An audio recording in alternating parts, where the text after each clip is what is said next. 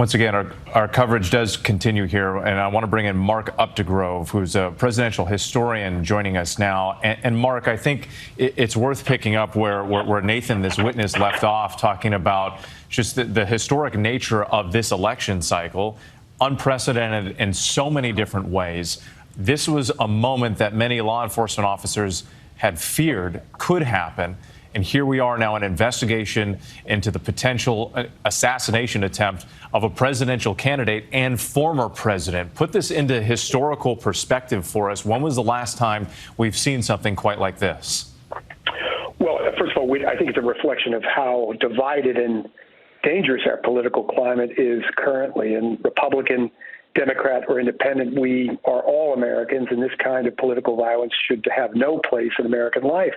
But unfortunately, as you were alluding to, it has in our past, in our recent past.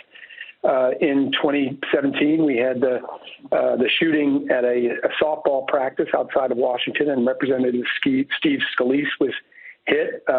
Gabby Giffords was hit in an assassination attempt in Tucson in 2011. Paul Pelosi, the husband of Nancy Pelosi, was attacked at the Pelosi home in 2022. And of course, we've seen assassination attempts and assassinations of presidents throughout our history. Most recently, the assassination attempt on President Reagan's life in 1981, just 69 days into his presidency. We have also seen the assassination attempt of a contender for the presidency, George Wallace, the governor of Alabama. Was gunned down in Maryland when he was campaigning as an independent for the presidency in 1972. So unfortunately, we have a long history of political violence, which, as President Biden suggested tonight, should have no place in America.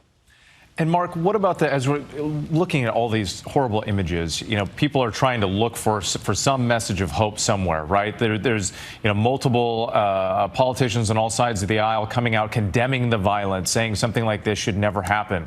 But when these events have happened in the past, what typically happens across the country in terms of a response, in terms of a recovery?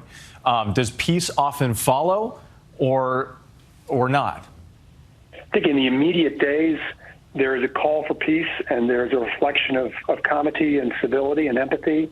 But I think then we get into debates about whether there should be gun control or gun reform in our country. And then the political divisions, once again, are sown. If you look back at the assassination attempt on President Reagan's life, America came together, and you saw approval ratings for President Reagan soar in the wake of that. It actually helped President Reagan politically. And I think to some degree, Americans united when they saw an assassination attempt of their president. So I think it's a mixed bag. We saw with the Paul Pelosi attack that I mentioned, which is the most recent of those that I enumerated, we saw more division.